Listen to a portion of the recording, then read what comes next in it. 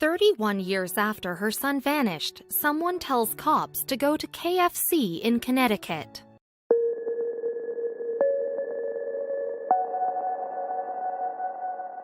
The moment was finally here. She would get the answers that she was looking for. The truth was so close. Lynette felt that what she had endured was something that no mother should ever have to. She had never thought that this would happen to her. She didn't wish this on her worst enemy. She got to the Connecticut airport, which was so far away from her hometown in Canada. She was at the airport, and now she would have her answers. The anticipation was 31 years worth.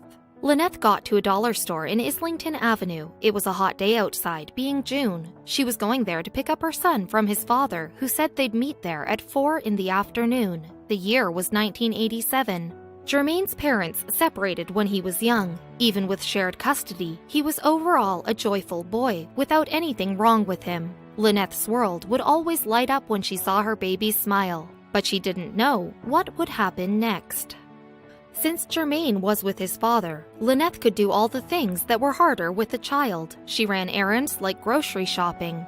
Still, she thought about her child even when he was away. She saw a stuffed toy that reminded her of him. It was a cute lion plush with her boy's brown eyes, and she was happy at that moment, but didn't know what was to come.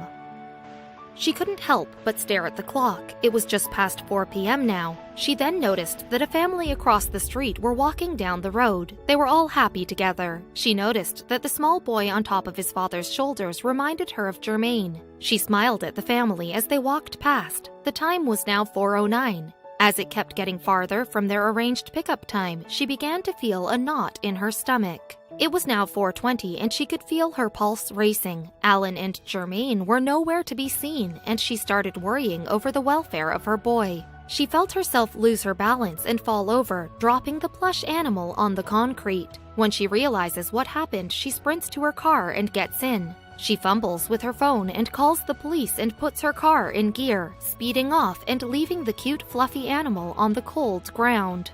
Lynette's home is quieter than a whisper. She sits on her kitchen chair with a tear-stained face and a pounding headache. 2 days had passed since she dialed 911 in her car, where she had been waiting excitedly for her child to show him what she had bought for him. It had now been a few months since the incident outside the dollar store. The police had done a thorough search for her boy but came up empty-handed. Lynette was inconsolable. Time kept turning and Lynette found herself sitting, crying on her son's 25th birthday in her house all alone. What had happened? Not knowing made it so much worse. Many different agencies had attempted to find her son. The Missing Children Society of Canada was still trying to find her boy. Even with just a few photos and memories to remember Jermaine by, she still was determined as ever. She was suspicious of her estranged husband stealing away her child and moving them both to America, but there was nothing to back it up. Soon, though, there would be a surprising breakthrough in this long-winded and heart-wrenching case. Even in the US, resources were allocated to finding Jermaine. The Charlie Project is a database that logs every missing child or adult that might be in America. Even with all of this, there was no evidence to go on. But one person out there was dedicated to finding Jermaine, no matter what the cost, and he would let nothing stop him. Ted Davis, a retired police officer, worked with the Missing Children Society of Canada for 30 years and had met Lynette to talk about her son. Seeing the pain in her heart, he swore that he would find out what happened to her boy. With Ted now involved, there was a huge break in the case after 3 decades of no leads at all. The 30-year-old case was about to have some light shed on it. That same year, Ted had attended a conference alongside members of the Toronto Police and representatives of the United States. When at the event, the attendees started to discuss Jermaine's disappearance, which ultimately sparked further interest. As Ted left the conference, little did he know investigators would have some fresh leads to follow. By the late summer of 2018, investigators had got in contact with numerous people who were Alan's acquaintances. With each person they spoke to, investigators hoped that they would be able to get some vital information. Some suggested that Alan may have made his way 500 miles east of Toronto, residing in Connecticut, but it wasn't until they spoke to one of Alan's closest friends that they would land a crucial clue that would finally lead the police to Jermaine. Supposedly, Alan had created a new name, a new alias, and a brand new identity, going by the name as Haley Randolph D'Souza. Police knew they were one step closer to finding out what happened to Germaine. They searched official databases and social media, and finally they found a match. An elderly man and aged man living in Vernon, a town close to the Connecticut capital of Hartford. Could this be them? If so, does that mean Germaine is alive? With the mystery finally about to be solved, investigators enlisted forensic experts to help join the case. They examined the driver's license photo that was on record for D'Souza's son, and slowly but surely, in October 2018, the team was able to confirm what they had been hoping for, that D'Souza's son and Germaine were probably the same. They had a match, but first, they had to catch Alan. An anonymous source claimed Alan often spent his time at the local KFC. He was friendly with the staff and he sure did love the food. And so, investigators set off to the KFC ready to bring Alan to justice and make him pay for his crimes. But would that be the case today? "This is the police," screams a member of the Connecticut Police Department as they race inside the KFC restaurant. The team scanned the room looking for Alan, while startled and confused employees stand around. Then, they notice an elderly man sitting in the corner of the room. He puts his hands up and the police immediately corner him, and the man confirms that he is the fugitive they are looking for. But where's Germaine? Police suspected that back in 1986, Alan had fled Toronto with Germaine and traveled to the United States, with the two reportedly sharing an apartment in Connecticut since 2004. Handcuffing Alan before leading him outside, the police hear a voice. "Dad?" Suddenly, a middle-aged man walks around a corner, a middle-aged man with big brown eyes, just like Germaine. The father and son duo, unbeknownst to the son, lived a life full of lies for decades and decades. After fleeing Canada, Alan had managed to acquire fake documents, residing in New York, North Carolina, and then settling in Connecticut. When living in Vernon, Alan found employment as a trucker and as an engineer, while Germaine worked for the state. Little did Germaine know that his whole life had been a lie.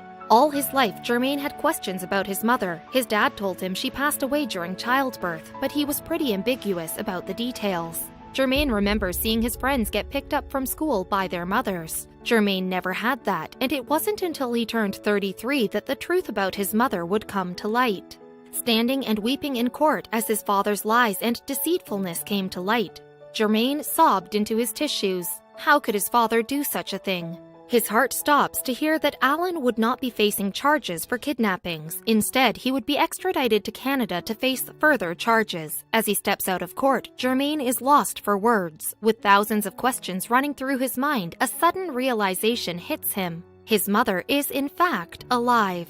Lynette is speechless. She has just got off the phone with Ted. They found Germaine, her baby boy. He's alive. He's safe. She had been waiting for this moment for 31 years. Overwhelmed with emotion, Lynette breaks down, tears falling from her face. She's going to see her baby boy again. So, Lynette had finally received the news that she'd been hoping and waiting for the last 3 decades. "Words can't express what I felt," she said at a press conference in 2018. The words, "Your son is alive, we found him." That is breathtaking. The overjoyed mother then boarded a plane to Connecticut. She couldn't wait to reunite with her long-lost son.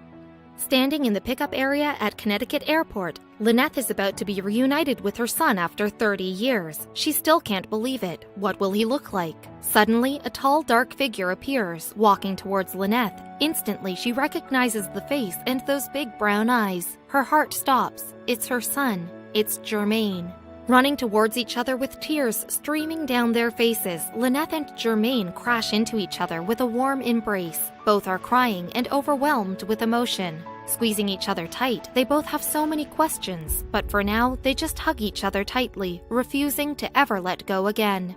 "I grabbed him and I squeezed his head. I want to feel if he's real," she said through tears. "I touched him and I said, 'Oh my God, my baby.'" Although Germaine has declined to give any public interviews as of yet, Lynette mentioned that he had made a touching comment when they met. He said that they shared the same eyes. After Lynette was reunited with Germaine at last, the pair were able to spend some quality time together. Lynette was eager to learn about Germaine's life and what had happened in the last 31 years. Lynette even brought ingredients to make Germaine a home-cooked dinner, only to find out that he is vegetarian. But Germaine decided to make an exception. He said, "You know what, Mummy? Cook the chicken. I'm gonna eat the chicken," Lynette recalled.